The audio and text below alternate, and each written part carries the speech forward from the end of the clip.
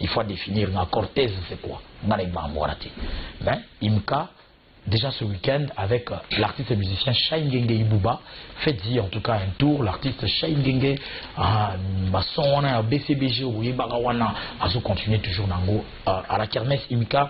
Faites-y un tour, vous ne serez pas dessus. Merci de me suivre, Docta Mkoko Pierrette Kimbondo. merci de me suivre à partir de l'Australie. Sur ce plateau, comme annoncé, mesdames et messieurs, l'artiste Boa Lota est avec nous. Qu'est-ce qu'il est en train de faire aujourd'hui? Au jour d'aujourd'hui, il ne fait plus partir de Wingé Musica Maison Mère. Et bah, il est avec nous sur ce plateau. Yaeboa. Bonjour d'abord. Bonjour mon frère Joe Bagato. Nana Yokala. Kala Beleo. Mais dans circonstance, il y a Yaeboa président. Ah, ma président, on a de notre. Oh, bah, ma président. Ah. Maman musique cacao. Musique, yo présenté. L'obéissance pas boy qui président, il y a pour l'histoire pas boy qui président. Yo pour boy qui président. Tu sais, on a un concept mon a bangote. Ok. Mais maman qui présente dans toujours de talent de musique. Qui présente il y a au fur et à mesure au fil du temps tout ça. Alors moi, c'est la première fois depuis que vous n'évoluez plus aux côtés de Wingé Musica Maison Mère. Il y a on a plateau donc question pour moi. Il y a retour dans la question peut-être ici Batunayo. Pour moi, on a tout unité.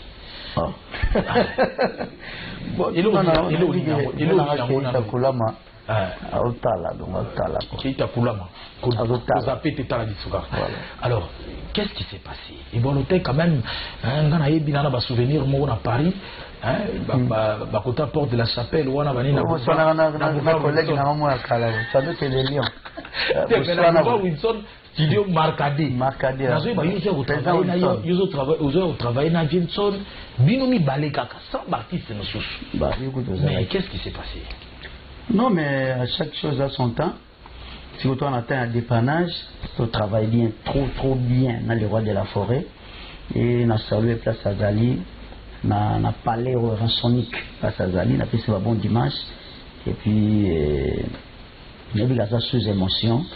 Autant que ça chorégraphe naé pour tout évoluer ensemble et j'en profite quand même pour nous présenter ma condoléance na frère Nanga Fabregas pour perdre musicien naé Jonathan pour la zaki moi déplacement moi tour à matin pour l'éducat mais il a zaki autorisation dans salle disque et pas le roi de la forêt au moins il y a quand même la footing a prix donc meilleur prix à mon avis, après Sanga, et ça, la disque sorti par la grande porte, comme on le dit.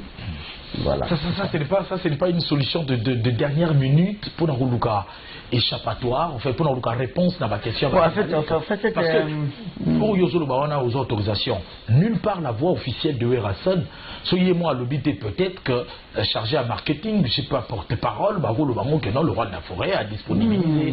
Mais Batika, le bango est officiellement. Non. Papa, moni ko kabaya solo ezalaka musu gauche pesi droite et battu. Mais pour nous effrayer batute, je fais mon disque à temps plein dans un studio, des batuka ba yebi na sala dépannage. Donc quand on a problème les les rôles de la forêt à Tikali. Ombre de moi. Donc à Tikali ombre nanga et puis na joué évolué. Dépannage c'est le nom de l'album? Voilà, dépannage temps de jeu. Dépannage temps de jeu. Ouais. Côté monsieur Bazolo ba GDG. Il y a un temps de jeu. Bon, il y a un compliqué. J'ai déjà côté le besso. Il y a un temps de jeu. Voilà. Temps de jeu, je vais expliquer pourquoi. Parce que les artistes sont talanga. Ils sont talanga na banda. Au cause na orchestre mo évolué au salita 3 ans. Vous en attendez de GT. Vous comprenez? Vous en attendez de GT. C'est le moment où il évolue na talent na haut. Non, mais est-ce que vous comprenez que temps de jeu? Nous avons des temps de jeu, on a les années qui n'ont pas, par exemple, sur mon colo équipe. On va jouer, on va obéter. On a fait un temps de jeu. Là, on a mis la maison mère, ça a 7 ans. Ils ont fait ça battre, nous sommes des temps de jeu. Et pas dans un temps de jeu dans la maison. Ah, ok. Là, c'est très bien précisé. Il y a un temps de jeu dans la maison. Parce que bateau n'a pas de bango. Bango des temps de jeu. Parce que temps, il y a évolué, il y a yebana, et il y a un bêta danger, il y a un bêta bien abisso. Bien abisso. Comme on a eu Kofi.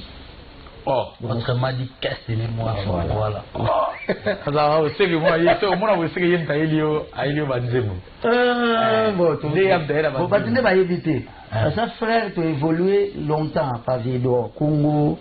C'est-à-dire que Nena Zaboué, Naïf déjà fait dit qu'elle passe à Paris. Donc, Bana Bazaki est éparpillé. On a ce qu'on moko ou il bota et tomboli. Nous avons sangui ça, on a tout évolué ensemble. Le projet autant de surtout. Voilà. Projet il coca qui paie, ce que tu as là, ce qu'on attend déjà. Donc, voilà, je crois que nous allons continuer, mais comme Dea Zali, Naolingananu, Yaeboa, Azong Zabisono, Naoye musique à maison mère. Azong Sibiso Tanamwa, Bilo, mi balé à Kokangama, après tomber à temps de jeu. Et ça sera pour le plaisir, mesdames et messieurs, à celui qu'on appelle le patron de l'IMP Costa Couleur. Costa Couleur, ça sera pour ton plaisir, ça sera pour le plaisir de mon ami et frère John Mouloukou, le banquier solide. Ah, l'argentier, le banquier solide John Mouloukou, en provenance de Bipaï, Europe, Océanie, États-Unis et Sikoazanakine. Donc juste après l'émission John Mouloukou, la charge vous sera revenue. Major Israël Romain Mayele toujours mon ami personnel et frère intime Yaosabi Yarizati. Ma question d'ailleurs inbox, te retourne tout à l'heure.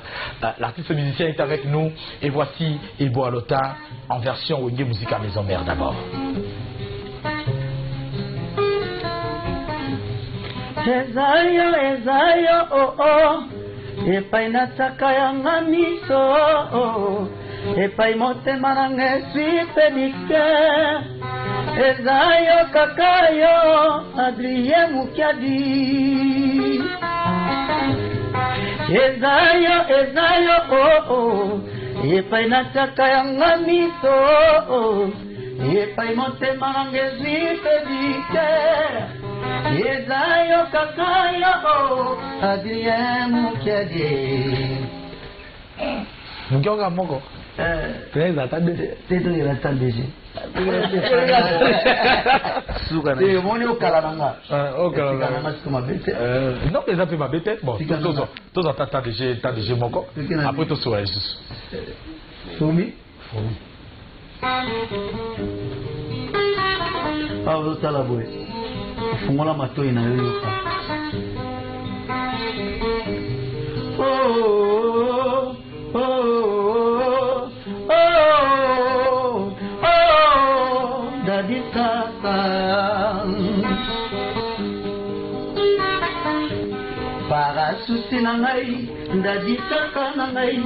Yo titi na notela, pula libanga motema na yo, na colina déception immortelle.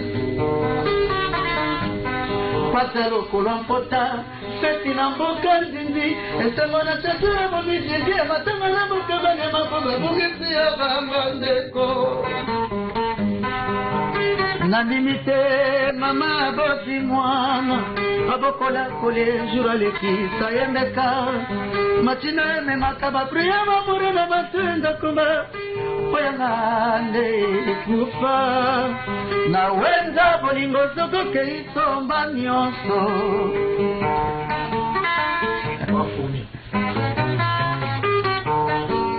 Fumi arevaka jamais zumba dilei, kasi mumasukali ekoki na ye dadi, ata opesi na sakosa bolingo te, jate sapambe kosatisfe na sasa, sheri okelanga mawe nazalela mawe bagato yokelangai mawe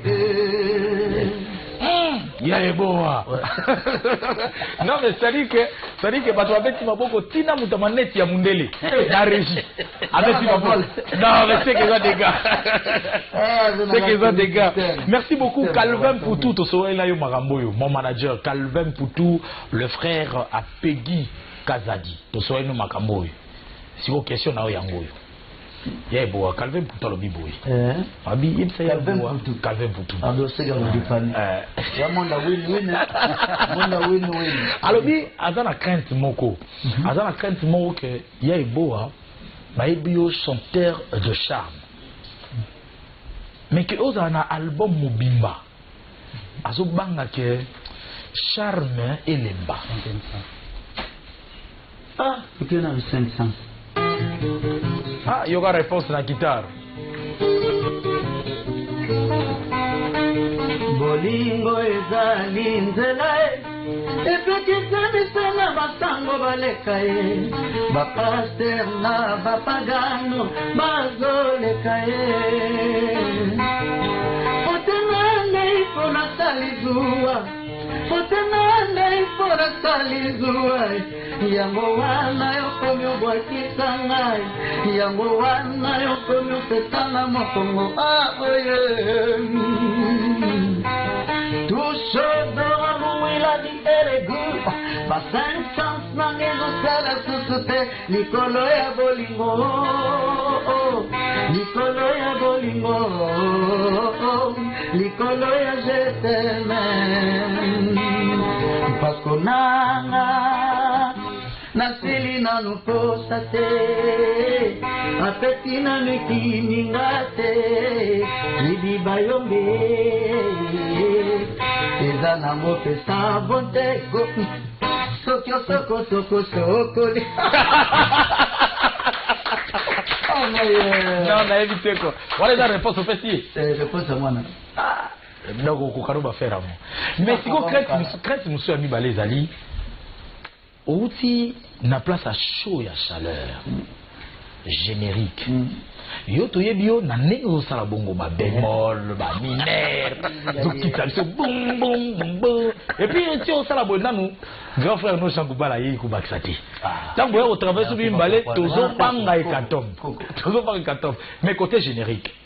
Oh, côté générique parce que identité maison mère ceux qui c'est ça qui mon en tout cas n'évitez moi ne va circuit des belé na koloba ebele te nga na kola moni koloko mabe nga le phénix renaître de ses cendres donc doit me ça nga le phénix et ba dans dictionnaire botanga botala ça dit que vous avez surprise ebele ça dit que na kati ya dépannage toto imbana artiste tanzanien moko tango koma na sufuka déjà voilà. Déjà la tanzanien producteur aza les amis de tous comme un tous pour un. Les amis Asbel. Les Asbel moya ba masa na kola na bango na kuta na bango na muziki na kuta na bango mon banda ya kubandela. Si na ndenge na zabule. C'est-à-dire ba mwana nde basa ba collecte des fonds na bango pour avancer. Alors, comment est-ce qu'on peut répondre à Bissot devant un fait que d'un coup comme ça, à la veille d'un voyage, et bon le Takei, Tadé accueilli, Lobesso accueilli, Polistar accueilli. En tout cas, c'est vraiment à la veille d'un voyage. En l'occurrence, nous pouvons bien citer le tout dernier périple de Harrison à l'États-Unis. Comment est-ce que vous pouvez expliquer le départ Bongo et Bélé, Malamoko d'entrée? Les acquis du solo à Lito, ils vont pour le Canada déjà. Oui, il y a beau. Tobengo ya beau à pas battre. Oh, mais on a sali bien le CP dans le si tu bois, mais si vous pouvez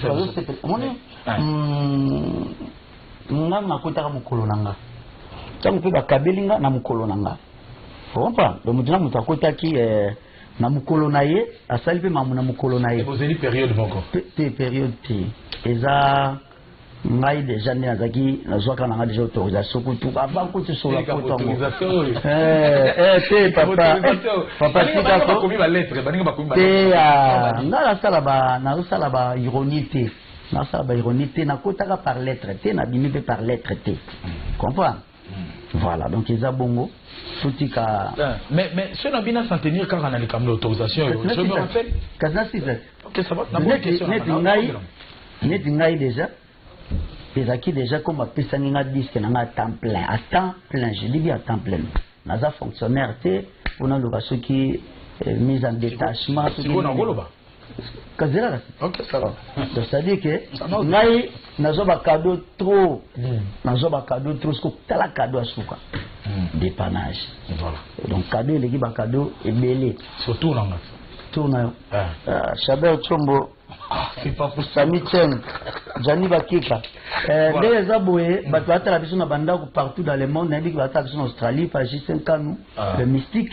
Et pas de Michel Mbo Matazo la biso. Voilà. Tozongeli l'artiste, c'est bon l'auteur. Tant on a dit qu'il y a cadeau, il y a cadeau, il y a.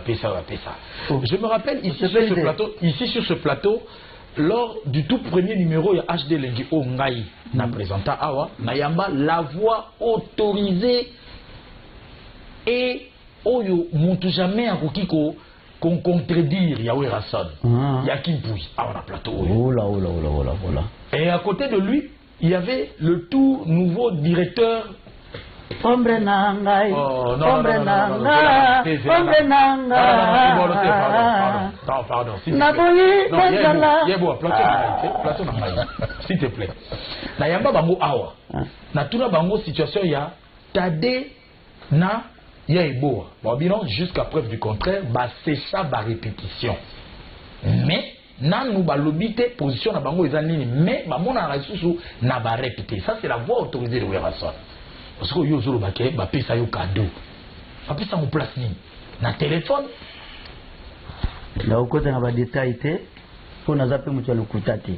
Mais du moins c'est quand même pas vrai que ça la officielle. Ombre nanga. Ombre de moi, ombre nanga. Naboye nazala, lokola pebango, bazala kinti na yo, werba wanga ni yo, mengana ndimite, poliaki pe na yo, ameta kibavion, pele loba yebingai, naza ombre na yo. Voilà, c'est tout. Ça c'est une dédicace spéciale à Diamakana Werason.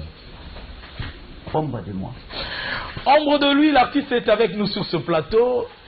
Puisque nous parlons des dissidences au sein de Wenge Musica Mesomer, nous allons faire un rétrospectif, puisque tout à l'heure nous allons rentrer encore avec Ebo Alota. Il y a Polystar, ils ont évolué ensemble.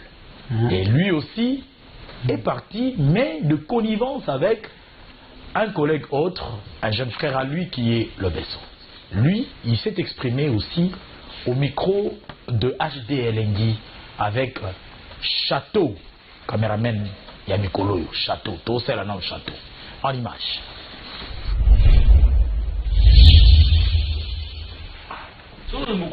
Voilà, en pleine répétition, tout petit ya Polystar, tout le cas qui vraiment tout coup taillon na katia musala, santé nan ya groupe ezade.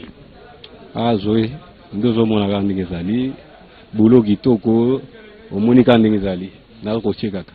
Alors, et ça passe, c'est un fruit, à passe au yoki, yomoko personnellement, passe au yo le beso, à yoki la maison mère, ou bien ça passe mon condio.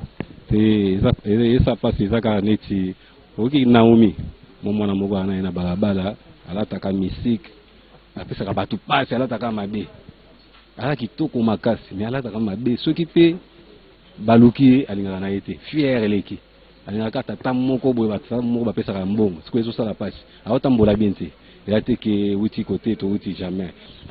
question au Batomito na Makasi Zali, ndeni bo diriger groupe Oyo, yo na Lobesso, yo zana sima, Lobesso Liboso, Lobesso animateur, aza chanteur té, Lobesso Aboy ba bengue président, bon, y a pour yo ndem président ou bien ezande. Parce que moi to diriger, au moins to diriger bien, y a va Liboso ngana sima. Mais nani président. Té biso ma président. Moi ko fa signer wa contrat. Tout signé à contrat, ce qui a contrat na signé, nanga na zawana sunga payé, ngana signé na zawana le, to kaboli kwa ngana biso, GDG bamso bazui, na pina zui anga yepe azui par na ye, et vous m'avez dit ndenge ya makambo sika, ya ka ndenge za kaka président te, et comme makambo susu biso, to sali groupe ngana ye, simanango, to zui ba GDG bango zomona, ba ye na G biso pe to biso bango ba G. Mais ça, les camarades que yeke, au moins que aboyi ko yemba, mais azo yemba, ayemba mbonda, mbonda za ko yemba, na ko yemba style na ye ayembelaka, musique benga nyama na kombo na ye, nga za guitariste na tika la guitariste. Mais pour les bombes là où est secret au Makasi, parce que bolongo vous allez à 5 mois vous avez un orchestre mbalamoko vous allez recrutement, donc pendant que vous avez un engagement à l'école podium bilo vous recrutez na bino vous avez bien ensemble. Eh biloko to recruter kaka tanto longwe. Quand longo na janvier on a to mandi ko recruter na parler na nga. Nana za mutu na yebi makamonde za. Na nous recruter ba chanteur na coacher mon ba petio ba zo beta danger, ba zo yemba danger.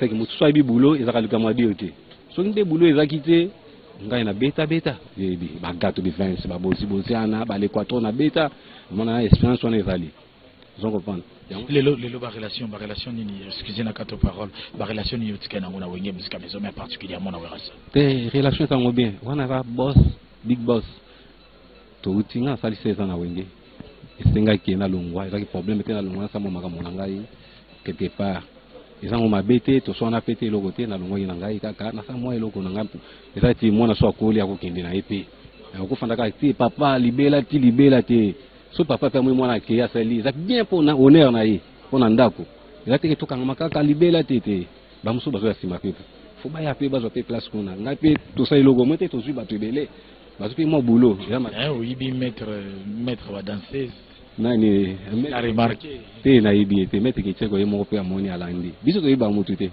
yake wa moni ke jije ezako toyo aye to sali GDG tozana et ça passe mais tozana studio basé lango quand et puis biloko nini ya ba surprise vraiment studio faut basé lango to pesa date te biso lo bakaka on dit to pesi wana mutu ayeba te zaka moni komi ata une semaine aller tout flasher. Est-ce que lelo au kiro ba koza capable contrat mo na foire mo boye na kermesse mo boye GDG na koko na coach babeta so bo bengi biso bo mona makamoto ça les assom to ça prêt.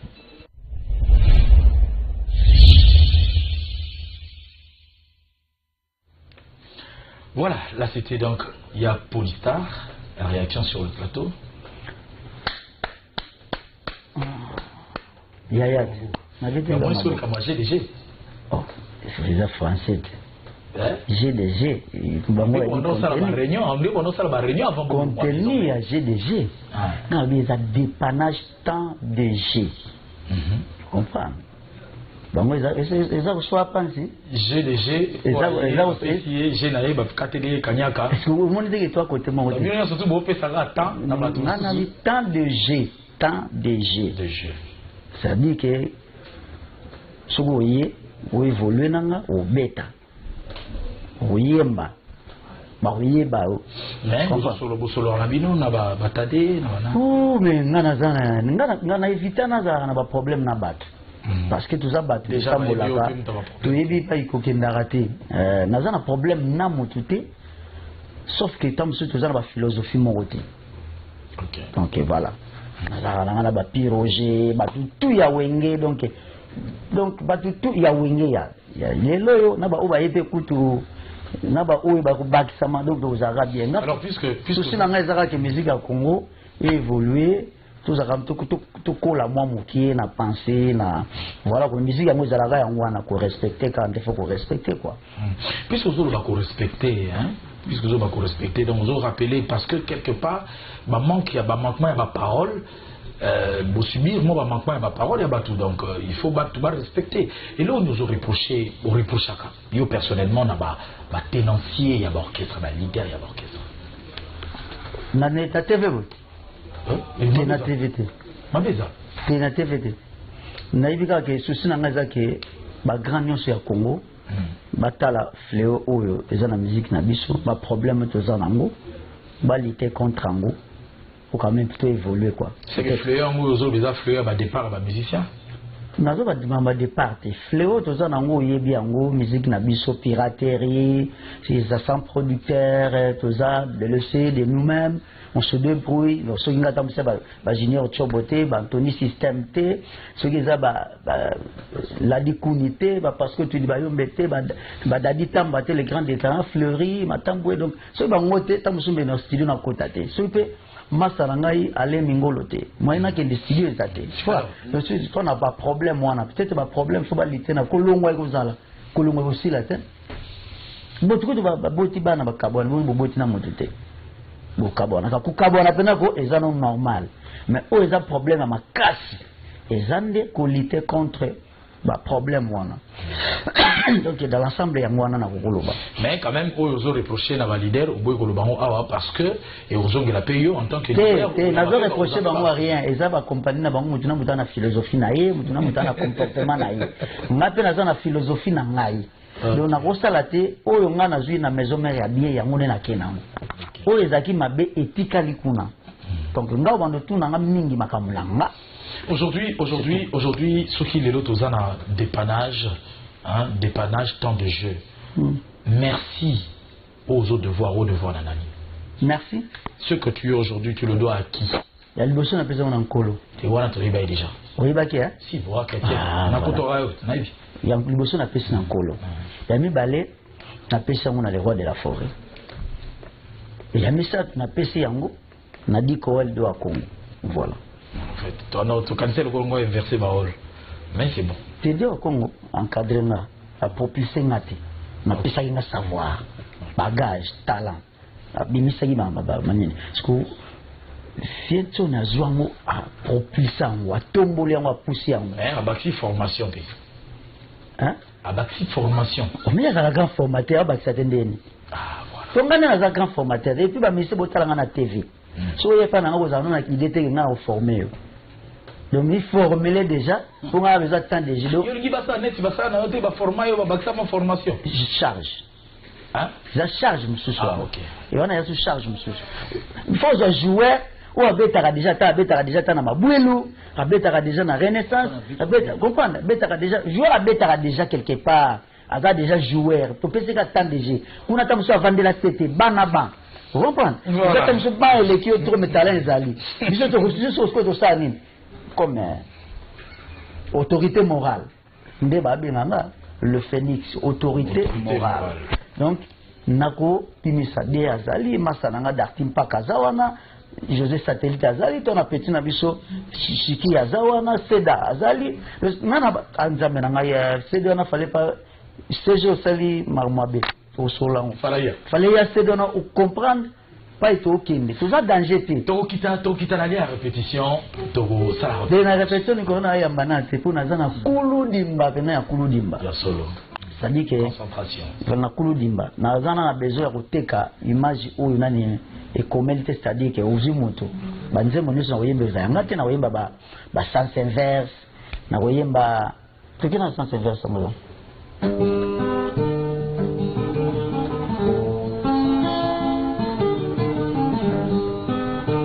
biloko ya papa eza ya bana kasi ayo noko te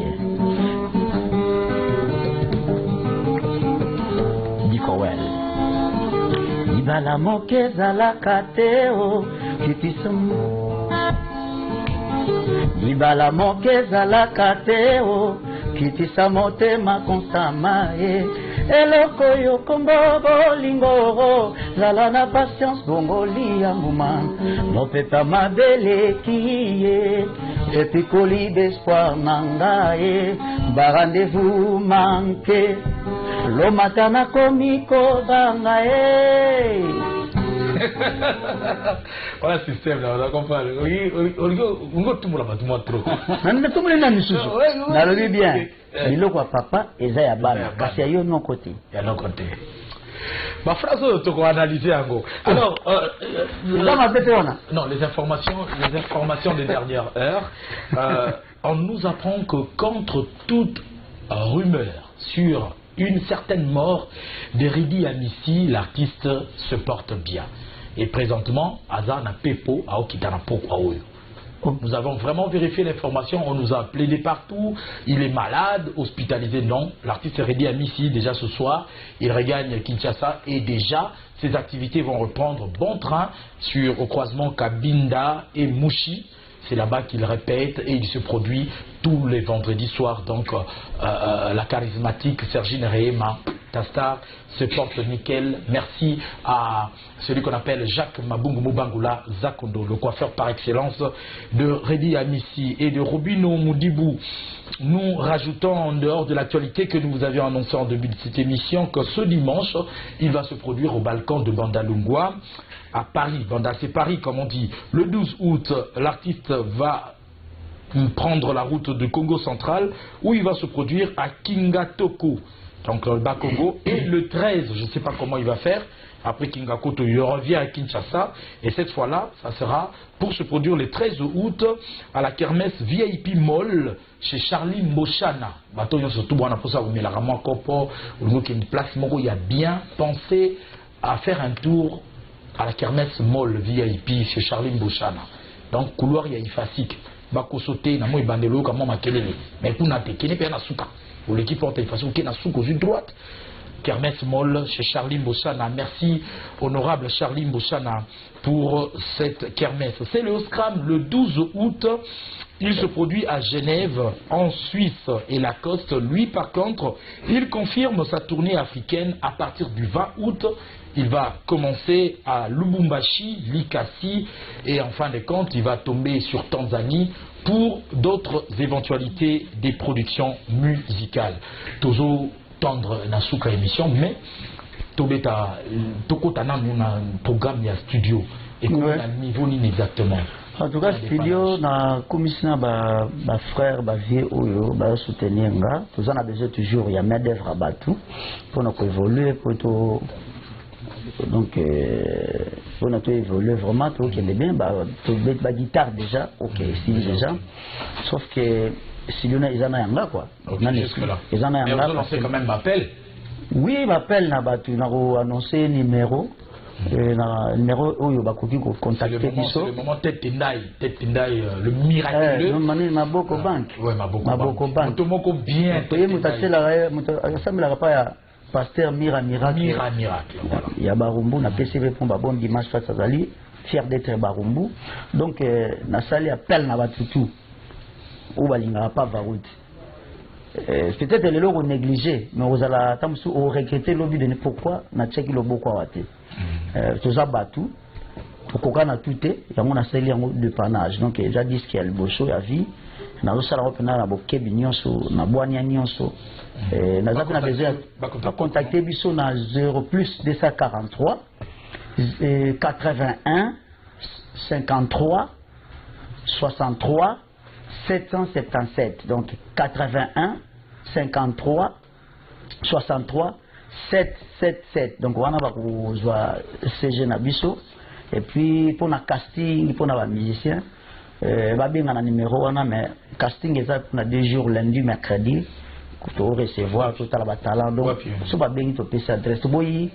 inondation ya mbouye biso tout servir de l'œuvre à la fois 081 53 63 777 donc numéro P pour nos conseils pour na nini surtout les news en agata stand de G va dépanner pe matoi na yo va immortaliser mais vous estimez nanté bobo kangokan en tout cas sauf imprévu mais na lingi imprévu de la mingité année où tout ça déjà na marché à dire. Alors le tout au dernier mot pour cette émission tout dernier mot tu me dis dernier mot que si déjà pas à la bande de connaître côté na bango. Ouais non mais DA pourquoi pas DA vraiment DA non DA ça quoi. Ouais donc c'est moment on a dit comme bah tu vas éviter moto azoloba éviter pas à l'aise bah oyoka boulot bien oyoka comment boulot bien platine ndai ya sanwa ndai na éviter les logos na longwa wana zo kitawana donc voilà quoi c'est bien. Merci beaucoup mesdames et messieurs, c'était donc l'artiste Eboa Lota, il a répondu à vos différentes préoccupations. Bon retour au pays, na pompon monoke donc et puis moi ça m'a dit motongo voilà Gento Sigalo à Kinshasa. Bon séjour à Gento Sigalo.